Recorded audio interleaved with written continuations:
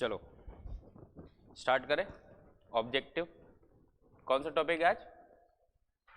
Genetics. ठीक, चलो पहला प्रश्न, जीन में होता है, क्या होता है जीन में? ए पॉलीन्यूक्लियोटाइड, हिस्टोन प्रोटीन, लाइपोप्रोटीन या हाइड्रोकार्बन? हिस्टोन प्रोटीन है।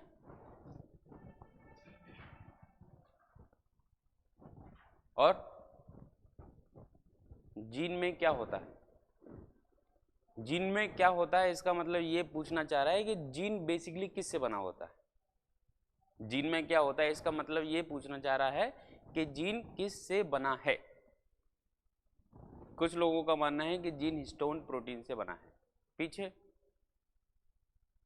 जीन किससे बना है या जीन में क्या होता है, ये प्रश्न आएंगे। ऑब्जेक्टिव सबसे ज्यादा जरूरी है। तो जीन में क्या होता है? हिस्टोन प्रोटीन, डीएनए और हिस्टोन प्रोटीन दोनों मिल जाए ना तो गुणसूत्र बन जाता है। गुणसूत्र पॉलीन्यूक्लियोटाइड होगा शायद, ये हो सकता है पॉलीन्यूक्लियोटाइड। बाकी का लाइपोप्रोटीन हो सकती है क्या? जब कोशिका पड़ी होगी ना तब कोशिका के पड़ने के साथ साथ आपने ये देखा होगा कि ये एक कोशिका है। कोशिका का सबसे बाहरी हिस्सा जो है वो किसका बना होता है? लाइपोप्रोटीन का। जैसे अपन क्या कहते हैं, कोशिका झिल्ली या प्लाज्मा झिल्ली भी कहते हैं, सेल मेम्ब्रेन। तो जो सेल मेम्ब्रेन है वो बनी होती है लाइपोप्रोटीन की। हाइड्रोकार्बन्स यानी कि हाइड्रोजन कार्बन का यौगिक, कोई भी हाइड्रोकार्बन्स तो ऐसे आपके ईंधन में भी आते हैं, जैसे पेट्रोल, डीजल, केरोसिन या जितने भी पेट्रोलियम पदार्थ वो सब हाइड्रोकार्बन्स होते हैं। ठीक है, तो इसका आंसर पॉलीन्यूक्लियोटाइड ही होगा। जीन किससे मिलके बने होते हैं? पॉलीन्यूक्लियोटाइड। ठीक है, हिस्टोन प्रोटीन गुणसूत्र में पाया जाता है, या अपन ये कहें गुणसूत्र जो है बेसिकली दो ही चीजों से मिलके बना होता है, एक हिस्टोन प्रोटीन और दूसरा उसके अंदर क्या पाया जाता है? डीएनए। तो डीएनए और हिस्टोन प्रोटीन मिलकर गुणसूत्र का निर्माण करते हैं। लाइपोप्रोटीन प्लाज्मा झिल्ली यानी कि सेल मेम्ब्रेन के अंतर्गत पाई जाती है या उससे मिलकर बनी होती है। डीएनए मुख्य रूप से दो पॉलीन्यूक्लियोटाइड से मिलकर बनता है। ठीक है, तो एक दिन अपन ने इस चीज पे बात की थी, जैसे कि ये क्या है? कोशिका है। कोशिका के अंदर ये एक केंद्रक है, केंद्रक के अंदर ये गुणसूत्र है, गुणसूत्र के ऊपर आपके डीएनए है और डीएनए के ऊपर आपके जीन है। तो इस तरीके से चीजें याद रखनी है। और ये जो जीन है वो पॉलीन्यूक्लियोटाइड से मिलकर बना होता है, और पॉलीन्यूक्लियोटाइड जब दो हो जाते तो डीएनए बन जाता है। डीएनए के साथ हिस्टोन प्रोटीन जुड़ जाती है तो आपका क्रोमोसोम बन जाता है। ठीक है, क्रोमोसोम कहाँ पाए जाते हैं? अपने केंद्रक में पाए जाते हैं, केंद्रक कोशिका में पाया जाता है। ठीक है, तो ये पूरा क्रम याद रखना है। तो पहले का आंसर क्या होगा? ए, जीन पॉलीन्यूक्लियोटाइड से मिलकर बना होता है। दूसरा, लाल फूल का यदि सफेद फूल के साथ हम संकरण कराएं तो गुलाबी रंग के फूल F1 पीढ़ी में प्राप्त होते हैं। ये किस चीज को दर्शा रहा है? ये किस चीज को दर्शा रहा है? संकर को दर्शा रहा है, यानी कि हाइब्रिड को दर्शा रहा है। ठीक है, और कोई? तुम बताओ। लाल शर्ट, क्या नाम है तुम्हारा? परिवर्तन, अच्छा नाम है तुम्हारा। क्या नाम है? संजू। संजू बाबा, क्या आंसर बता रहे हो? उत्परिवर्तन बता रहे हो तुम। ठीक है, कुछ का आंसर आ रहा है संकर, कुछ का आ रहा है उत्परिवर्तन। म्यूटेशन बोलते हैं उत्परिवर्तन को इंग्लिश में, और संकर को बोलते हैं हाइब्रिड। हाँ गगनेंद्र, ए नंबर का प्रभाविता का नियम, लॉ ऑफ डोमिनेंस, ये है प्रभाविता का नियम। तो ये आंसर होना चाहिए इधर कोने में, म्यूटेशन।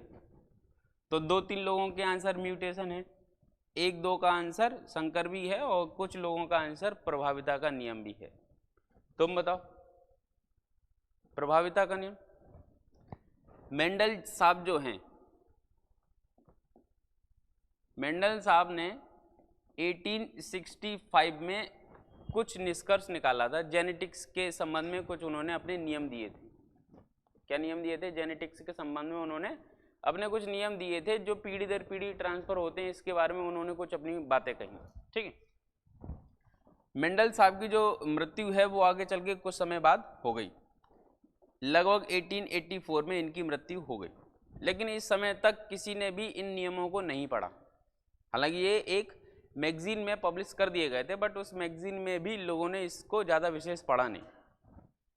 पढ़ने के बाद, न पढ़े जाने के बाद लंबा समय और गुजर गया, लगभग सन 1900 आ गई।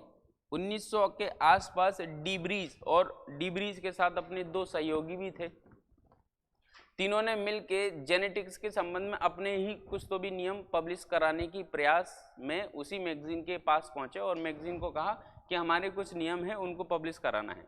बट उस मैगजीन ने उन नियमों को सन 1900 में पब्लिश करने से मना कर दिया, ये कहते हुए कि इसी संबंध में कुछ नियम मेंडल नाम के वैज्ञानिक ने 1865 में पब्लिश करा दिए।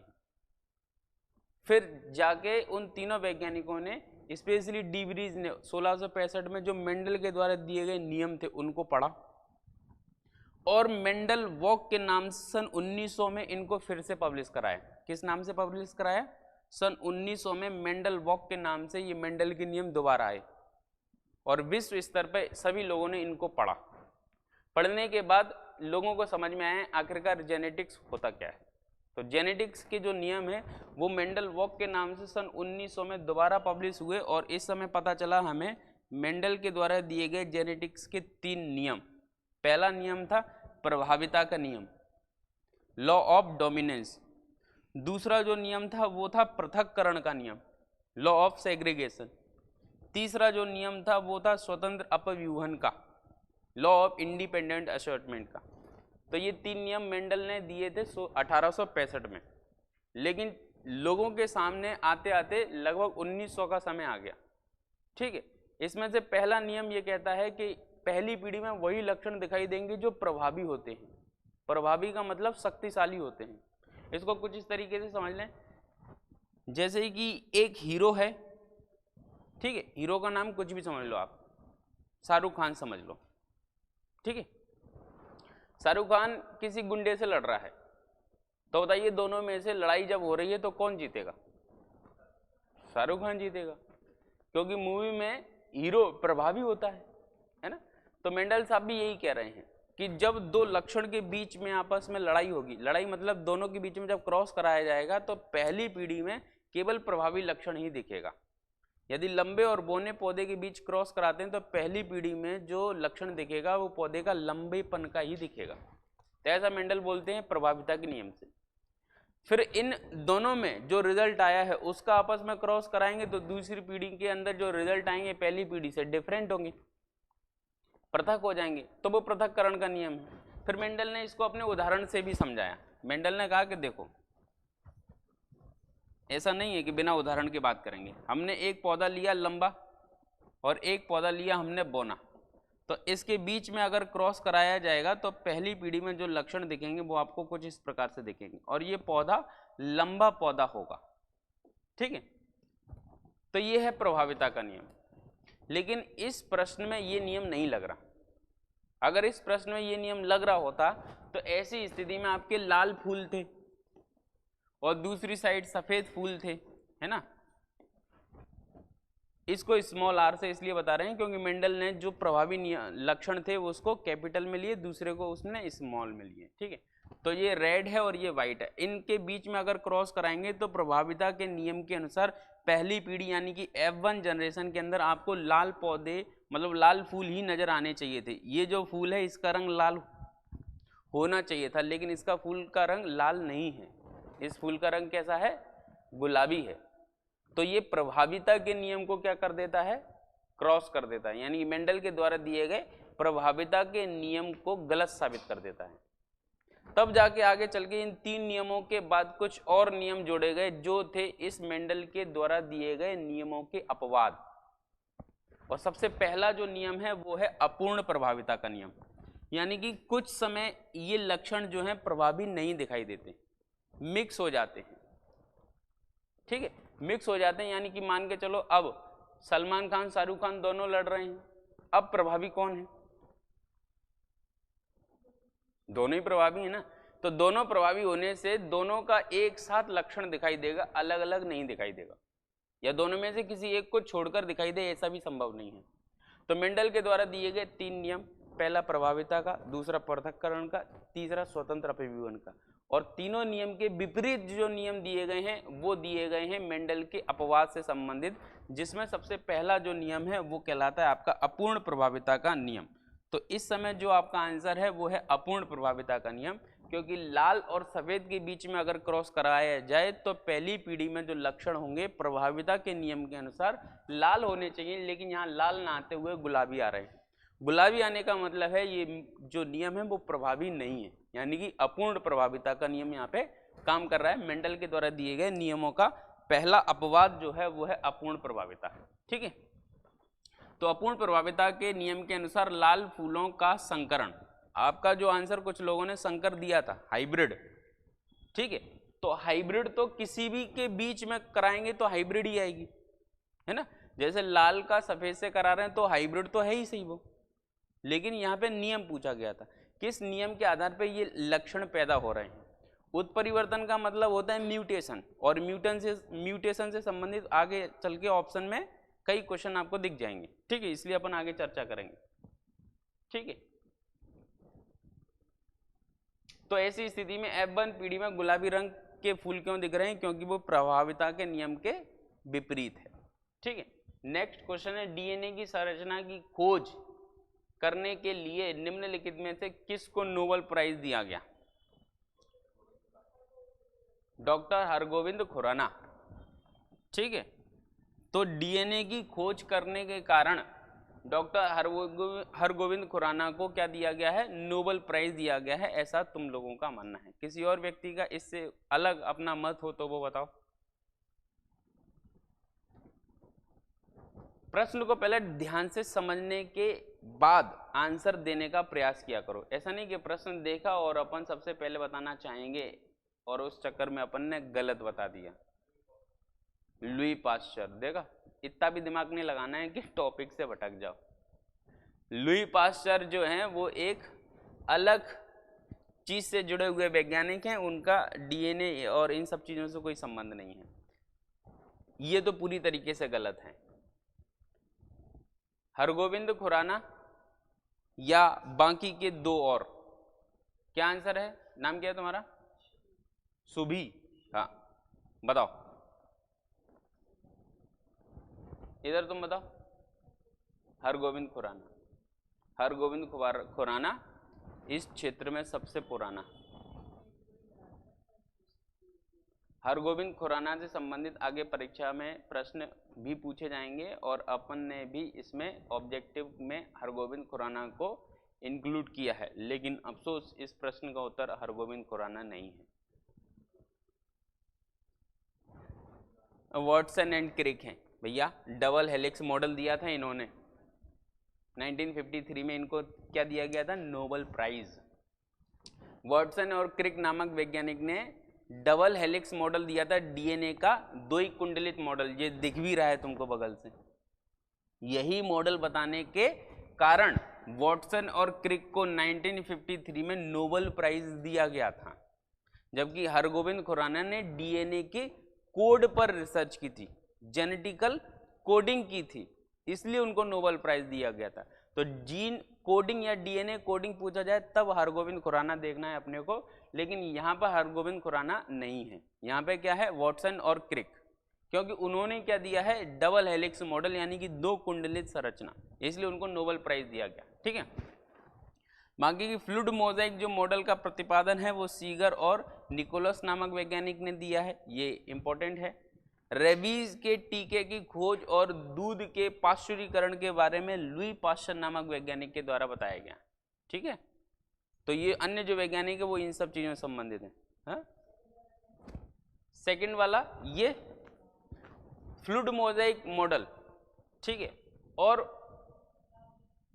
तंबाकू से संबंधित है, एक प्रकार के वायरल मॉडल से संबंधित है। ठीक है, जब हम वायरस पढ़ते हैं तो वहां पे इस चीज का जिक्र किया जाता है। ठीक है, तो अलग अलग मॉडल हैं, तो उससे संबंधित है सीगर और निकोलस वैज्ञानिक, ठीक है। बाकी का दूध के पाश्चुरीकरण से और रेबीज के टीके से संबंधित है आपका पाश्चुरीकरण से या लुई पाश्चर, ठीक है।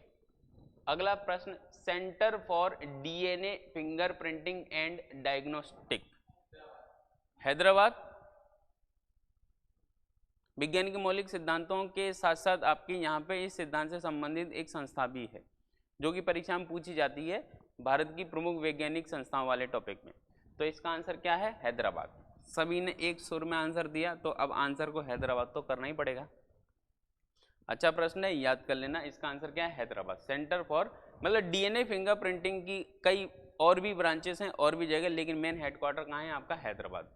सेंटर हैदराबाद के अलावा आपके चंडीगढ़ और लखनऊ में भी इसकी कुछ ब्रांचेज हैं, ठीक है। रमन अनुसंधान संस्थान ये बेंगलोर में है, उससे जुड़ा हुआ एक एक्स्ट्रा फैक्ट है। और केंद्रीय चमड़ा अनुसंधान संस्थान ये चेन्नई में है, चमड़ा चेन्नई। इस तरीके से ट्रिक बना के याद कर लेना, ठीक। नेक्स्ट प्रश्न, हरगोविंद खुराना को नोबेल पुरस्कार, अब ये प्रश्न पे तो अपन चर्चा कर ही चुके हैं, तो इसका आंसर तो आपको पता ही होना चाहिए, गलत नहीं लगाना। हरगोविंद खुराना को किस काम के लिए नोबेल प्राइज दिया गया है? चार ऑप्शन है, आनुवांशिक कोड की खोज करने के कारण, या इसके कारण, या कौन सा आंसर आएगा? ऑप्शन ए, क्योंकि इस पे अपन थोड़ी देर पहले ही चर्चा किए हैं। तो हरगोविंद खुराना ने जेनेटिकल खोज की है, जेनेटिकल कोड के संबंध में कई अपने रिसर्च पब्लिश कराए हैं, इसलिए इनको नोबेल प्राइज दिया गया, ठीक है। और कब दिया गया है? 1968 में। भारत में अब तक कितने लोगों को नोबेल प्राइज मिल चुका है? कितने महापुरुष और महिलाएं हैं जिनको नोबेल प्राइज मिल चुका है, ठीक है। तो ये आपका होमवर्क है, इस चीज को नोट करेंगे कि भारत में अब तक कितने लोगों को और कब कब नोबेल प्राइज दिया गया है। सबसे पहला नोबेल प्राइज किसको दिया गया है? रविंद्रनाथ टैगोर को। और किस लिए दिया गया है? गीतांजलि के लिए। और किस क्षेत्र में दिया गया है? साहित्य के क्षेत्र में। यानी कि ये एक एक चीज से जुड़े हुए आपको तीन तीन प्रश्न हैं जो आपको तैयार करने। लास्ट नोबेल प्राइज किसको दिया गया था? मतलब अपने को अगर सारे नाम पता हो तो हम ये इस प्रश्न का उत्तर दे सकते हैं, इसलिए इस चीज को घर पे जाके नोट करना, ठीक है। हार्मोन्स की खोज लगभग 1903 में विलियम वेलिस नामक वैज्ञानिक के द्वारा की गई थी, जिसका सहयोगी था स्टर्लिंग, ठीक है। ये हार्मोन्स वाला टॉपिक आएगा तब ध्यान देना। निम्न में से कौन सी जांच एक बच्चे के पिता का निर्धारण कर सकती है? बच्चे के पिता का निर्धारण, यानी कि कोई व्यक्ति ये बोल रहा है कि नहीं हमारा बच्चा नहीं है ये, लेकिन अगर हम उस व्यक्ति की जांच करें तो कौन सी ऐसी जांच है जिसके माध्यम से हम ये बता सकते हैं कि ये इसी का ही बच्चा है? DNA fingerprinting? नहीं। कौन सा? ये थ्रू जेनेटिक कोड, यानी कि जेनेटिक कोड के माध्यम से हम ये बोल सकते हैं कि ये जो बच्चा है वो इस व्यक्ति का है या इसका नहीं है तो इसका। यानी कि किसी भी व्यक्ति के पिता की पहचान करना हो तो हम थ्रू जेनेटिक कोड, यानी कि जेनेटिक कोड के थ्रू ये पता कर सकते हैं, ठीक। चलो ठीक। और इसके अलावा कोई और आंसर देना चाहे? कि सबका एक ही मत है? सबका एक ही मत है। किसी भी व्यक्ति के पिता की जांच की अगर हमको जरूरत महसूस पड़े तो इनमें से कौन सा टेस्ट करेंगे? ब्लड ग्रुप टेस्ट तो होगा ही नहीं, है ना। मान के चलें कि ये एक व्यक्ति है, ठीक है। इस व्यक्ति का ब्लड ग्रुप है बी पॉजिटिव, ठीक है। फिर जो बच्चा है चाइल्ड, उसका ब्लड ग्रुप भी बी पॉजिटिव है, और इस व्यक्ति पर इल्जाम लगाया गया है और ये व्यक्ति बोल रहा है कि ये बच्चा मेरा नहीं है। तो क्या हमने ब्लड ग्रुप टेस्ट किए, दोनों का बी पॉजिटिव आया, तो ब्लड ग्रुप टेस्ट से निर्धारित हो सकता है क्या ये बच्चा जो है इसी व्यक्ति का है? नहीं। तो ऐसे इस दुनिया में ना जाने कितने बी पॉजिटिव वाले होंगे, तो क्या सब उसी व्यक्ति के थोड़ी ना होंगे? तो ये जांच का कोई आधार नहीं है, ठीक है। ये बात सही है। टिश्यू कल्चर, टिश्यू कल्चर के माध्यम से भी आप किसी भी व्यक्ति के पिता की जांच नहीं कर सकते, ठीक है। जेनेटिक कोड के माध्यम से आप किसी भी व्यक्ति के पिता की जांच नहीं कर सकते। डीएनए फिंगरप्रिंटिंग के माध्यम से आप कर सकते हैं। तो इसका आंसर क्या है? DNA fingerprinting. डीएनए फिंगरप्रिंटिंग आपको मेंस के समय भी पढ़ाई गई थी। डीएनए फिंगरप्रिंटिंग जब मेंस में पढ़ाई गई थी तब ये बताया भी गया था अपराध शास्त्र में इसका उपयोग किया जाता है। कोई व्यक्ति अगर ये पलट जाएगा कि नहीं ये मेरा बच्चा नहीं है, तो उसकी शरीर की कोशिका से डीएनए निकालते हैं, माइक्रो सर्जरी कर। डीएनए फिंगरप्रिंटिंग कैसे होती है? तो किसी भी व्यक्ति के शरीर से कोई एक कोशिका अपन ने प्राप्त की, कोशिका प्राप्त करने के बाद माइक्रो सर्जरी के थ्रू हमने उसका डीएनए निकाला। डीएनए जब निकाला माइक्रो सर्जरी के बाद, तो उस पर हमने एक रेस्ट्रिक्शन एंजाइम डाला। जब हमने रेस्ट्रिक्शन एंजाइम डाला तो डीएनए के छोटे छोटे खंड, रेस्ट्रिक्शन एंजाइम को आणविक कैंची भी कहते हैं, तो डीएनए के छोटे छोटे खंड बने। उन खंडों को ही हमने एक व्यवस्थित क्रम में एक्स किरण के माध्यम से फोटो खींच लिया। प्रोसेस थोड़ी और लंबी है, लेकिन अपन उसको ज़्यादा डीप में नहीं जा रहे हैं। जेनेटिक कोड, इसका मतलब किसी भी व्यक्ति के शरीर के अंदर जो लक्षण हैं, जैसे कि अगर किसी व्यक्ति को जोक सुनाया जाए तो वो हंस दे, तो वो कैसे हंस रहा है? हर एक व्यक्ति हंस रहे हैं, तो हंसने के पीछे हर एक व्यक्ति के एक विशिष्ट प्रकार के जीन के उत्तरदायी होने से वो कोड जो होगा वो उसका जेनेटिक कोड होगा। चल रहा है तो चलने के पीछे भी एक लक्षण है। अगर व्यक्ति हंस रहा है तो हंसने के पीछे भी एक लक्षण है, चल रहा है चलने के पीछे भी एक लक्षण है, खांस रहा है तो उसके पीछे भी एक लक्षण है। यानी कि प्रत्येक व्यक्ति के शरीर के अंदर जो उसके लक्षण है उसके पीछे एक जीन जिम्मेदार है, और उस जीन की जो संरचना है वो जीन कोड कहलाती है या जेनेटिकल कोड कहलाती है, और इसके बारे में हरगोविंद खुराना ने बताया। ठीक है, तो वो लक्षणों से संबंधित है, ना कि उसके डिटर्मिनेशन से। तो डीएनए फिंगरप्रिंटिंग के माध्यम से आप ये बता सकते हैं कि किस व्यक्ति का पिता कौन है। ठीक है, तो इसका आंसर क्या आएगा? DNA fingerprinting, option C. एक बच्चे के पिता का निर्धारण डीएनए फिंगरप्रिंटिंग के माध्यम से हो सकता है, जबकि ब्लड ग्रुप ए, बी और ओ, इन तीनों रक्त समूह की खोज जो है कार्ल लैंडस्टीनर नाम के वैज्ञानिक ने सन 1901 में की थी। इसके पीछे भी एक रोचक कहानी है, जब अपन सिस्टम पढ़ेंगे तो उस समय इस कहानी को सुन लेंगे।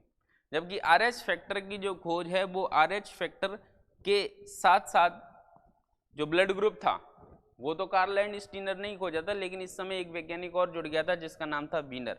इन दोनों ने मिल के एक रिसिस बंदर नाम के एक विशेष प्रकार के प्रजाति के बंदर के ऊपर खोज की, और उसके बाद बताया सन 1940 में कि व्यक्ति के अंदर 3 विशिष्ट प्रकार के एंटीजन पाए जाते हैं, एंटीजन ए, एंटीजन बी और एंटीजन आरएच फैक्टर।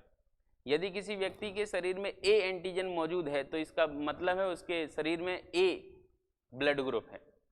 यदि बी एंटीजन मौजूद है तो इसका मतलब है उसके शरीर में बी ब्लड ग्रुप है। यदि उसके शरीर में ए और बी दोनों एंटीजन मौजूद हैं, इसका मतलब उसके शरीर में ए बी ब्लड ग्रुप है। और यदि उसके शरीर में ए और बी दोनों ही एंटीजन मौजूद नहीं है तो इसका मतलब है उसके शरीर में ब्लड ओ है। ठीक है, और आरएच फैक्टर का मतलब होता है पॉजिटिव और नेगेटिव। अगर वो मौजूद है तो जो भी ब्लड ग्रुप अपन ने अभी देखे वो सारे पॉजिटिव कहलाएंगे, और अगर आरएच फैक्टर मौजूद नहीं है तो वो सारे ब्लड ग्रुप कहलाएंगे नेगेटिव। जैसे ए पॉजिटिव और ए नेगेटिव। ए पॉजिटिव का मतलब उसके अंदर ए एंटीजन और आरएच फैक्टर दोनों मौजूद हैं। ए नेगेटिव का मतलब है उसके अंदर केवल ए एंटीजन मौजूद है, न तो बी मौजूद है और न ही आरएच फैक्टर। ठीक है, तो आरएच फैक्टर की खोज कार्ल लैंडस्टीनर के साथ साथ वीनर नाम के वैज्ञानिक ने सन 1940 में की थी, लेकिन आरएच फैक्टर की पहले कार्ल लैंडस्टीनर अपने अलग रिसर्च के माध्यम से सन 1901 में ब्लड ग्रुप की खोज कर चुके थे। ठीक, चलिए नेक्स्ट प्रश्न, आनुवंशिकी उत्परिवर्तन होता है तो निम्नलिखित में से किसके अंदर म्यूटेशन की क्रिया हो सकती है? म्यूटेशन यानी कि उत्परिवर्तन। इस प्रश्न को हम एक बार पहले भी सॉल्व कर चुके हैं। ठीक है, तो म्यूटेशन की क्रिया आपके डीएनए में होती है, डीएनए के अलावा आरएनए में हो सकती है। म्यूटेशन की क्रिया क्रोमोसोम्स अर्थात गुणसूत्र में हो सकती है।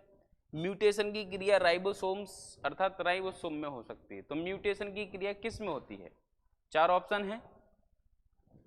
म्यूटेशन की क्रिया केवल उसी में होगी जिसके अंदर जीन पाए जाएंगे, क्योंकि जीन के अंदर म्यूटेशन होता है। म्यूटेशन कहाँ होता है? जीन के अंदर होता है। और जीन कहाँ पाए जाते हैं? डीएनए में पाए जाते हैं। तो म्यूटेशन की क्रिया कहाँ हो सकती है? डीएनए में हो सकती है। लेकिन अगर क्रोमोसोम ऑप्शन में लिखा है तो म्यूटेशन की क्रिया तो क्रोमोसोम में भी हो सकती है, क्योंकि डीएनए खुद क्रोमोसोम का भाग है ना। तो ऐसी स्थिति में आंसर क्रोमोसोम भी आ सकता है, बट आंसर डीएनए ही होगा, क्योंकि डीएनए ही वो हिस्सा है जो डायरेक्टली इस चीज से इफेक्ट होगा। नहीं, म्यूटेशन ऐसे तो आरएनए में, जो आरएनए किसी भी पदार्थ के रूप में आपको जेनेटिकल मटेरियल के रूप में दिख जाए, जैसे कि वायरस का, जैसे वायरस के अंतर्गत आप कोरोना वायरस देखते हैं ना।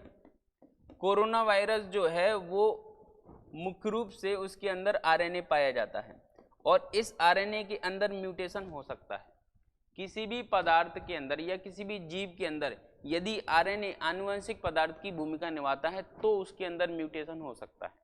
जैसे कोरोना वायरस या कुछ विशिष्ट प्रकार के वायरस जिसके अंदर आरएनए होता है, उसी आरएनए के अंदर आपका म्यूटेशन हो सकता है। जैसे कोरोना वायरस म्यूटेशन कर रहा है ना, अलग अलग प्रकार के वायरस को जन्म दे रहा है, यानी कि अपने अंदर अलग अलग प्रकार के लक्षण पैदा कर रहा है, तो वो वाला आरएनए वायरस आपको क्या म्यूटेशन करते हुए दिखेगा। लेकिन अधिकांशतः अगर आप ये पूछें कि मुख्य रूप से म्यूटेशन कहाँ हो रहा है, तो मुख्य रूप से म्यूटेशन हो रहा है आपके जीन में, और जो जीन है वो पाए जा रहे हैं आपके डीएनए में, डीएनए पाया जा रहा है गुणसूत्र में। तो सबसे पहला आंसर जो आएगा म्यूटेशन का वो आएगा जीन।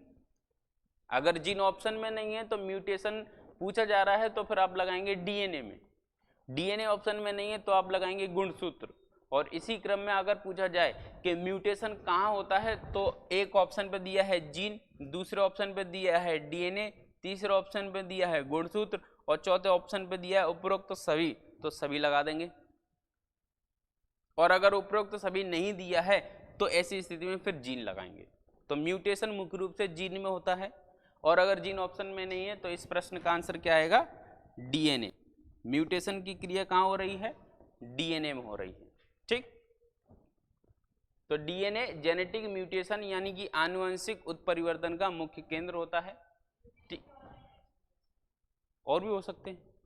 म्यूटेशन केवल आनुवंशिक पदार्थ में ही होगा, और जो मुख्य रूप से आनुवंशिक पदार्थ है वो डीएनए होता है।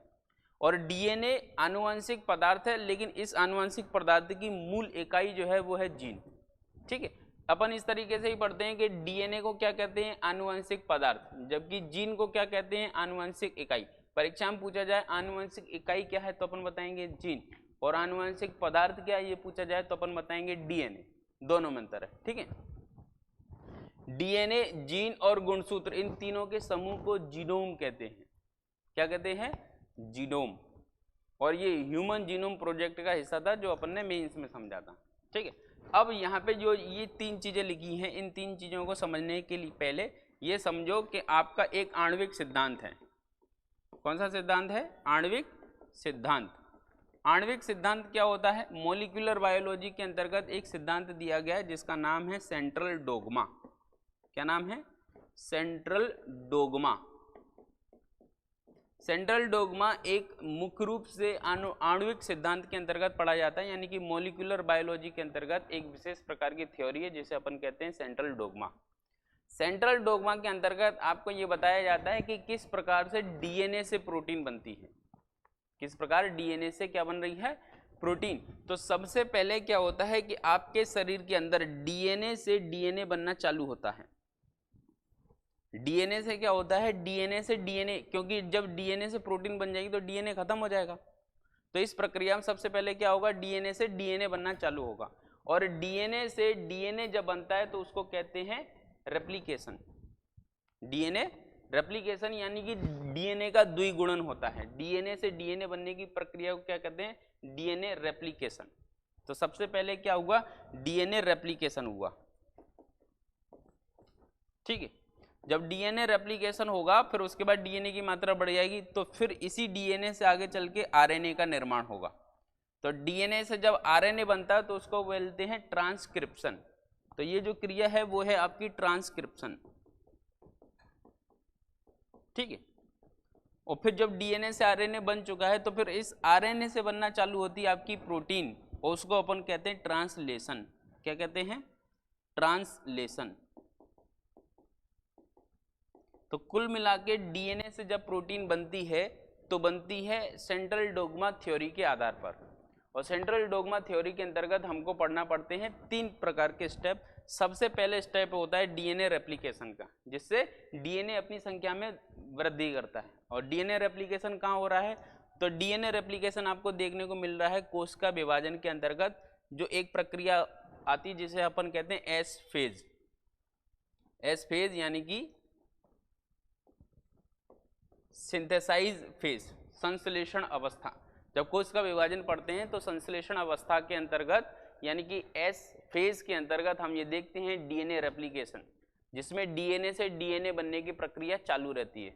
डीएनए द्विगुणन की प्रक्रिया कहते हैं, ठीक है। तो जब डीएनए रेप्लिकेशन हो जाता है फिर उसके बाद आगे चल के डीएनए से आरएनए बनना चालू हो जाता है और उस क्रिया को अपन कहते हैं ट्रांसक्रिप्शन। कभी कभी ये भी होता है आरएनए से वापस डीएनए बन जाए तो उस क्रिया को उल्टा बोल देते हैं रिवर्स ट्रांसक्रिप्शन, ऐसा कभी कभी होता है।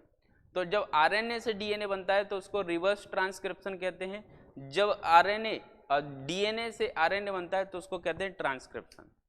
और बाकी का आरएनए से जब प्रोटीन बनता है तो उसको कहते हैं ट्रांसलेशन, ठीक है।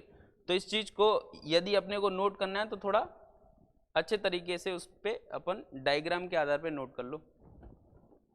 तो सबसे पहले अपना बना डीएनए से डीएनए। सबसे पहले क्या बना? डीएनए से डीएनए।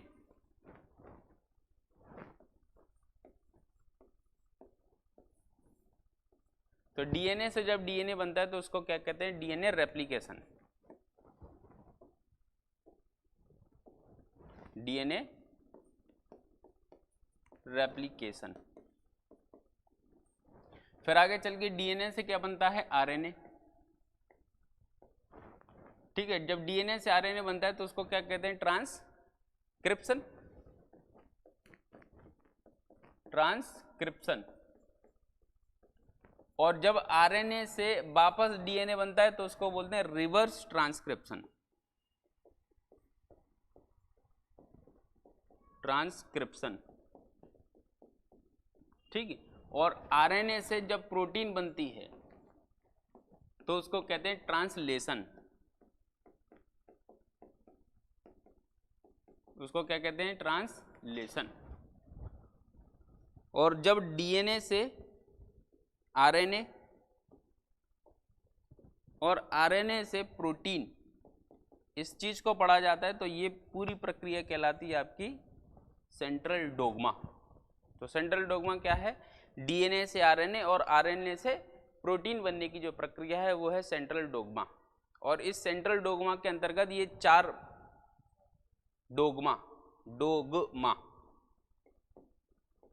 ठीक है। तो सेंट्रल डोग्मा क्या है? सेंट्रल डोग्मा डीएनए से आरएनए और आरएनए से प्रोटीन बनने की प्रक्रिया है सेंट्रल डोग्मा, जो विज्ञान के मौलिक सिद्धांत का एक हिस्सा है। और यही चल रहा है ना अपने विज्ञान के मौलिक सिद्धांत से संबंधित ऑब्जेक्टिव। तो विज्ञान के मौलिक सिद्धांतों के अंतर्गत आपसे ये पूछा जा सकता है डीएनए से आरएनए बनने की प्रक्रिया को क्या कहते हैं? तो डीएनए से आरएनए बनने की प्रक्रिया को अपन कहते हैं ट्रांसक्रिप्शन। और आरएनए से वापस डीएनए बनने की प्रक्रिया को कहते हैं रिवर्स ट्रांसक्रिप्शन।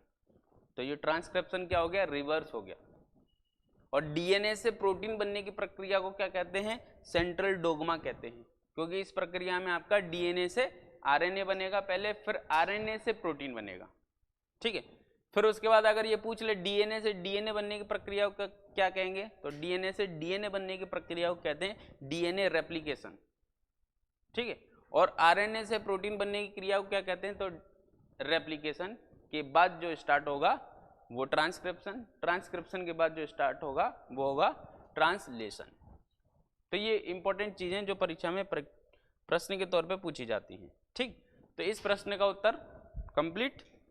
नेक्स्ट, एक लंबे संकर पौधे का स्वपरागण कराने पर लंबे और बौने पौधे के बीच का जो अनुपात है 3:1 प्राप्त होता है।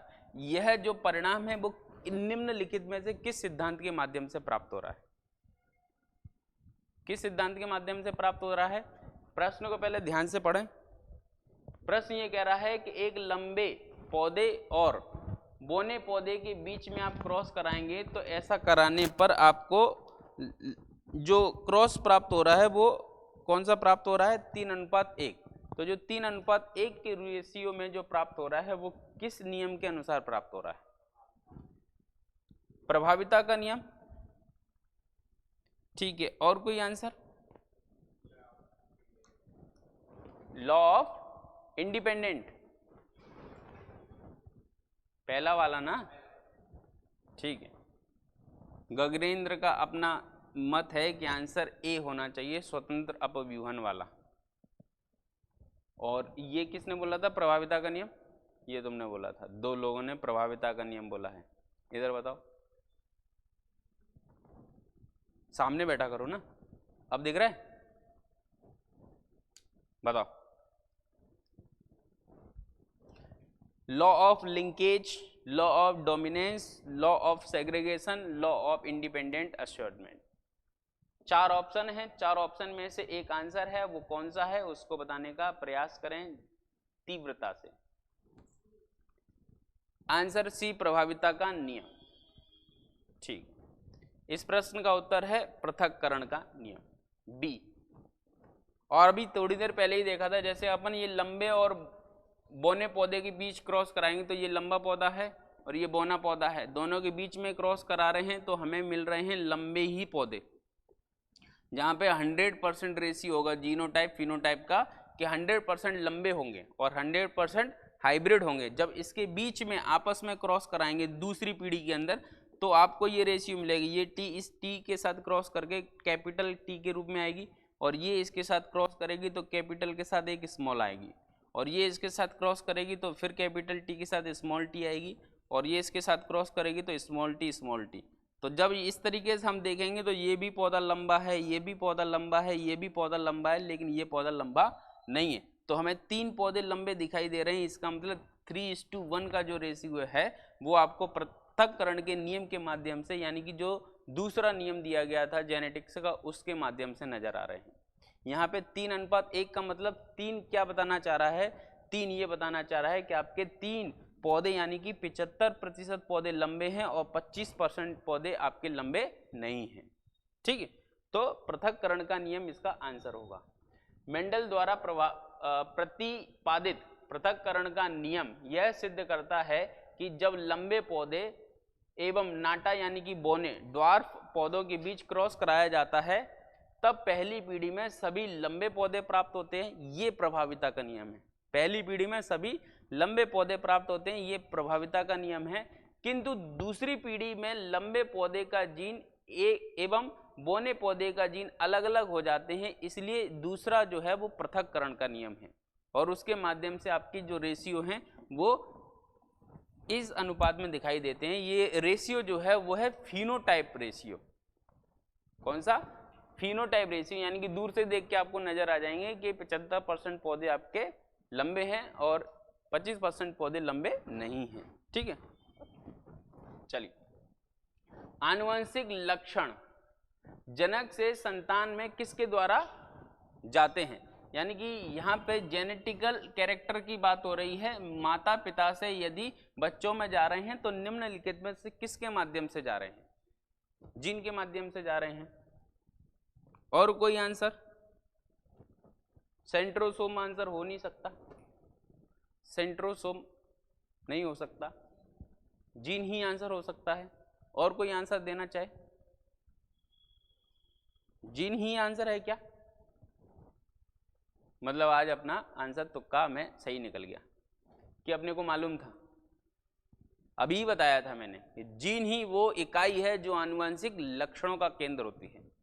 जीन में ही हमारे शरीर की, जैसे कि अगर हम इस सिस्टम में से डाटा लेना चाहें तो पेन ड्राइव में ले सकते हैं, या डाटा ज़्यादा है तो कोई ना कोई एक्सटर्नल हार्ड डिस्क होगी उसके अंदर ले लेंगे। तो डाटा जो है वो किसी एक डिवाइस में है ना स्टोर, तो वो डिवाइस ही हमारे शरीर की क्या है? जीन है। तो हमारे शरीर के संपूर्ण लक्षण उसी जीन के अंदर मौजूद हैं, और जब वो जीन के अंदर लक्षण मौजूद हैं तो ट्रांसफर की बात की जाएगी, तो जीन के संबंध में तो बात की जाएगी, है ना। तो जीन आनुवंशिक लक्षणों की इकाई का नाम है जो माता पिता से बच्चों के अंदर जा रहे हैं। जीन को आनुवंशिकता का वाहक भी कहते हैं। इंपॉर्टेंट फैक्ट है, जीन को हम क्या कह रहे हैं? आनुवंशिकता का वाहक कह रहे हैं। जीन का खोज यानी कि जीन की खोज के बारे में अगर देखा जाए तो जॉनसन नामक वैज्ञानिक ने जीन की खोज की है। यानी कि जीन के बारे में जो बात हो रही है वो जॉनसन नामक वैज्ञानिक कर रहे हैं। हालांकि जब हम जेनेटिक्स पढ़ते हैं तो आनुवंशिकता के जो नियम हैं वो भी जीन से ही जुड़े हैं, लेकिन मेंडल ने जो आनुवंशिकता के नियम दिए उसमें जीन शब्द का उल्लेख नहीं किया है। जीन के स्थान पर उन्होंने जो शब्द उल्लेख किया है वो है कारक। वहां वो बोलते हैं कि इस लक्षण के पीछे ये कारक जिम्मेदार है, ये कारक जिम्मेदार है, वो कारक जिम्मेदार है, यानी कि वो बात जीन के संबंध में ही बोल रहे हैं, लेकिन किस संबंध में, किस शब्द का उच्चारण कर रहे हैं? कारक यानी कि फैक्टर। जबकि जीन के बारे में बताने वाला वैज्ञानिक जॉनसन है। ठीक है। पुमंग यानी कि एंड्रोसियम गाइनोसियम जो रहते हैं, ठीक है, ये पौधे के अंदर मेल रिप्रोडक्टिव ऑर्गन होता है। पुमंग के इकाई को पुंकेसर कहते हैं। पुंकेसर किसको कहते हैं? मेल रिप्रोडक्टिव ऑर्गन जो होता है फ्लावर का, उसकी जो यूनिट होती है उसको पुंकेसर कहते हैं। ठीक है। सेंट्रोसोम जंतु कोशिका में पाया जाता है। यह कोशिका विभाजन की क्रिया में सहायक होता है। यानी कि जब कोशिका विभाजन होती है तो जंतु कोशिका के अंतर्गत ये सेंट्रोसोम है उस कोशिका विभाजन में मदद करता है। ठीक। नेक्स्ट क्वेश्चन है, डीएनए आनुवंशिक पदार्थ है, इसका सबसे प्रमुख या प्रबल प्रमाण क्या है? अगर अपन ये बोलें कि डीएनए आनुवंशिक पदार्थ है तो मान लिया, जीन आनुवंशिक इकाई है तो वो भी मान लिया, लेकिन इसके पीछे कुछ तो लॉजिक होगा, क्योंकि विज्ञान में हर जगह मौलिक सिद्धांत है, हर एक बात के पीछे अपना एक सिद्धांत दिया गया है। तो इस बात के पीछे का क्या प्रमाण है कि भैया डीएनए आनुवंशिक पदार्थ होता है?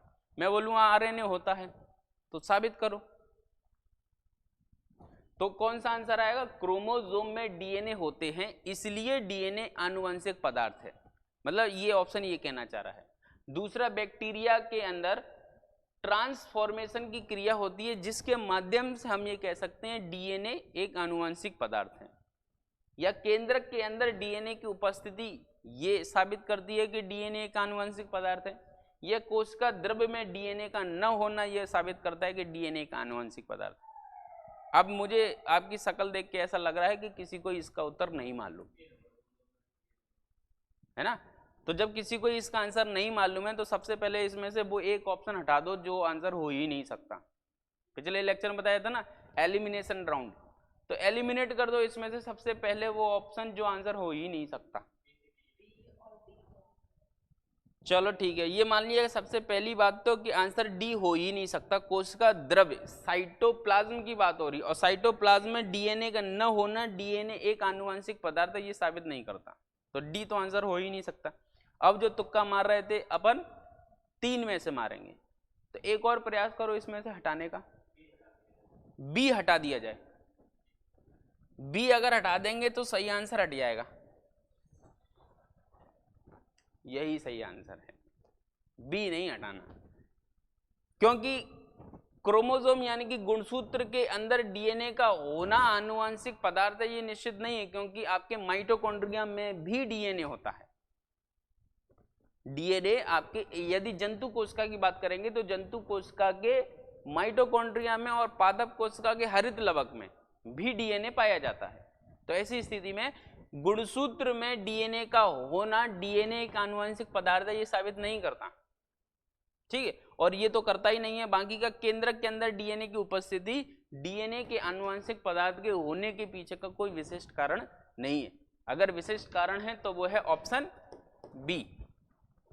बैक्टीरिया में ट्रांसफॉर्मेशन यानी कि बैक्टीरिया के अंदर जो बदलाव आ रहे हैं, जीवाणु के शरीर की संरचना में जो बदलाव आ रहे हैं वो डीएनए के आनुवंशिक पदार्थ के होने के कारण ही आ रहे हैं। इसलिए हम ये कह सकते हैं कि आंसर हमारा बी सही है। इसका प्रबल प्रमाण क्या है? बैक्टीरिया में ट्रांसफॉर्मेशन यानी कि उसके शरीर के आने वाले परिवर्तनों के आधार पर हम ये कह सकते हैं। जीन म्यूटेशन उत्पन्न होता है, तो जीन म्यूटेशन, अब सीधा सीधा प्रश्न पूछ लिया है कि जीन से जुड़ा हुआ म्यूटेशन निम्नलिखित में से किसके माध्यम से उत्पन्न हो रहा है। अब आंसर गलत नहीं होना चाहिए। प्रयास करो कि जीन म्यूटेशन जो है वो प्रजनन के कारण उत्पन्न हो रहा है या सहलग्न यानी कि लिंकेज के कारण उत्पन्न हो रहा है, ठीक है, या नाइट्रोजन बेस के क्रम में परिवर्तन, यानी कि यहाँ पे डीएनए के जो नाइट्रोजन बेस हैं एडेनिन, गुआनिन, साइटोसिन और थाइमिन, उसमें परिवर्तन के कारण जीन म्यूटेशन हो रहा है, या जीन म्यूटेशन हो रहा है डीएनए के जीन के क्रम में उत्परिवर्तन या परिवर्तन होने से। ऑप्शन डी, सबका आंसर ऑप्शन डी, क्योंकि जीन कहाँ पाए जा रहे हैं, डीएनए में पाए जा रहे हैं, डीएनए गुणसूत्र में पाए जा रहे हैं, और जीन म्यूटेशन डायरेक्टली इफेक्ट करेगा आपके जीन कहाँ पाए जा रहे हैं, उस वाले स्थान को, यानी कि डीएनए को। तो डीएनए के जीन क्रम में परिवर्तन ही जीन म्यूटेशन को जन्म देता है। ठीक, आंसर क्या आएगा, डी। ठीक है, डीएनए के जीन क्रम में परिवर्तन जीन म्यूटेशन उत्पन्न करता है। ह्यूगो डी ब्रीज नाम के वैज्ञानिक ने सन 1901 में म्यूटेशन थ्योरी यानी कि उत्परिवर्तनवाद को दिया था। थ्योरी ऑफ म्यूटेशन जो है वो 1901 में डी ब्रीज नाम के वैज्ञानिक ने दी थी, और इन्होंने बताया कि नई जातियों की उत्पत्ति अचानक परिवर्तन के कारण उत्पन्न होती है। जीवों में ये अचानक परिवर्तन उत्परिवर्तन के नाम से जाने जाते हैं। ठीक है, और ये उत्परिवर्तन हमारे शरीर में भी हो रहे हैं, लेकिन बहुत धीमी प्रक्रिया है। अचानक से जब बड़े स्तर पर दिखाई देंगे तो हमारी संरचना भी बदलती हुई नजर आ जाएगी। तो नेक्स्ट है, मेंडल अपने प्रयोग में सफल रहे। क्यों रहे मेंडल अपने प्रयोग में सफल? क्योंकि नंबर एक, उन्होंने एक समय में एक लक्षण का अध्ययन किया था। सही है या गलत है? दूसरा, उन्होंने निरीक्षण का पूरा ब्यौरा रखा, यानी कि जो भी वो प्रैक्टिकल कर रहे हैं उसका स्टेप बाय स्टेप सारे उन्होंने लिख के रखे थे। और उन्होंने F3 पीढ़ी तक अध्ययन किया था। F1 पीढ़ी यानी कि ये कोई एक लक्षण और ये एक लक्षण दोनों के बीच क्रॉस कराया तो पहली पीढ़ी यानी कि F1 पीढ़ी आई। फिर उसके बाद जो लक्षण आए हैं उनके बीच में स्वपरागण कराया तो F2 पीढ़ी आई। कौन सी पीढ़ी आई? F2। फिर F2 पीढ़ी के बाद एक और जनरेशन आगे बढ़े तो F3 पीढ़ी आई। तो यहाँ पे ये बोल रहे हैं कि इनमें से कौन सा सही है, बताओ। क्या उपरोक्त सभी उन्होंने तीनों स्तर पर काम किया था या इनमें से किसी एक स्तर पर काम किया था? Option D. पहले ही बताया था यदि ऑप्शन डी आ जाए और डी पे लिखा हो उपरोक्त सभी, तो मध्य प्रदेश लोक सेवा आयोग अधिकतर इस प्रश्न को सही मान लेता है। और पहला और दूसरा तो पूर्णतः सही थे ही सही। तीसरे में अगर कंफ्यूजन है तब भी अपन इस चीज को नजरअंदाज करके आगे बढ़ जाना। लेकिन ऐसा लग रहा हो पहला और दूसरा या कोई भी तीन में से ऊपर वाले जो दो थे वो तीन में से 200% सही हैं, तो इतना मान लेना कि तीसरा भी सही होगा, भले ही अपने को नहीं पता हो, है ना। तो इसका आंसर क्या है? डी, क्योंकि उन्होंने तीनों स्तर पे काम किया था। नेक्स्ट, किसी जीव के लक्षण लिंग सहलग्न कहलाते हैं जब उसकी जीन का वाहक हो। जब उस जीन का वाहक निम्नलिखित में से कौन सा होगा तब जाके वो जीन जो होंगे वो लिंग सहलग्न कहलाएंगे। ये प्रश्न का उत्तर देने के पहले अगर हम कुछ सोचना चाहें तो हमें केवल एक चीज सोचनी चाहिए, कलर ब्लाइंडनेस और हीमोफीलिया। ये रोग के बारे में सोचो, लिंग सहलग्न समझ में आ जाएगा। जब लिंग सहलग्न समझ में आ जाएगा तो फिर इस प्रश्न का उत्तर लग जाएगा। ठीक है, तो इस प्रश्न का उत्तर क्या होगा? देखो, यही परीक्षा में प्रश्न पूछ ले जाएंगे तो ज्यादा तकलीफ हो जाएगी, इसलिए क्या है अभी दिमाग लगाओ। किसी जीव के लक्षण लिंग सहलग्न यानी कि सेक्स लिंकेड होते हैं, तो वो किस कारण से होते हैं? वाई क्रोमोसोम के कारण होते हैं, या एक्स अथवा वाई दोनों के कारण होते हैं, या नर और मादा के एक्स और वाई के कारण होते हैं, या ऑप्शन डी कोई विशेष ऑटोसोम, यानी कि ऑटोसोम का मतलब तो जानते ही हैं, किसी भी जीव के अंदर समान गुणसूत्र। अगर मानव की बात करेंगे तो 1 से लेके 22वीं जोड़ी तक मेल और फीमेल में जो गुणसूत्र होते हैं वो सारे के सारे ऑटोसोम कहलाते हैं। लेकिन 23वीं जोड़ी जो गुणसूत्र है मेल में है एक्स और वाई और फीमेल में है एक्स और एक्स, तो ये कहलाता है एलोसोम, या इसको हम प्यार से जानते हैं लिंग गुणसूत्र यानी कि सेक्स क्रोमोसोम के नाम से। और इस प्रश्न का उत्तर है आपका बी, नर का उल्टा हो गया है, नर का Y, मादा का X क्रोमोसोम। ठीक है, तो आंसर आएगा इसका बी। किसी जीव के लिंग सहलग्न के बारे में अगर अपने को देखना है तो नर और मादा का X और Y, ठीक है, नर का आपका Y आएगा और मादा का X, वो कहलाएगा आपका लिंग सहलग्न। उसी के आधार पे ही आगे चल के वाहक या रोग होने की स्थिति अपने को पता चलती है। ठीक है, नेक्स्ट, किसी परिस्थिति में एक नारी भी वर्णांध हो सकती है, यानी किसी एक महिला को कलर ब्लाइंडनेस हो सकता है। अब वो किस स्थिति में होगा, इस प्रश्न को सॉल्व करने के पहले अपने दिमाग में कलर ब्लाइंडनेस की वो स्थितियां उत्पन्न करो जिसके माध्यम से ये रोग में वाहक और प्रभावित दोनों स्थिति उत्पन्न हो सकती है। और ऐसी प्रश्न के जांच के लिए एक एक करके हमें सारे प्रश्न पे चर्चा, ऑप्शन पे चर्चा करना पड़ेगी। ठीक है, यहाँ पे क्या बोल रहा है, यदि उसका पिता सामान्य और माता कलर ब्लाइंडनेस हो, तो पिता हो गया ये सामान्य और माता क्या होगी, कलर ब्लाइंडनेस। तो माता कलर ब्लाइंडनेस कब होगी, तभी होगी जब उसके दोनों क्रोमोसोम क्या होंगे, इफेक्ट होंगे, ये निश्चित है। और पिता क्या है, पिता स्वस्थ है। तो लास्ट ऑप्शन तो यही बोल रहा है ना कि यदि पिता सामान्य और माता कलर ब्लाइंडनेस हो तो ऐसी स्थिति में, अब यहाँ पे निकालेंगे क्रॉस, तो क्रॉस जब निकलेगा तो ऐसी स्थिति में यहाँ पे ये महिला जो जन्म लेने वाली है वो वाहक होगी ना कि पीड़ित, और ऐसी स्थिति में भी वो क्या होगी, वाहक होगी ना कि पीड़ित। और ऐसी स्थिति में ये जो पुरुष जन्म लेने वाला है वो होगा इस रोग से पीड़ित, और यहाँ पे भी वो इस रोग से क्या होगा, पीड़ित। और प्रश्न क्या पूछा है, नारी, और यहाँ पे नारी दोनों स्थिति में क्या है, सेफ है।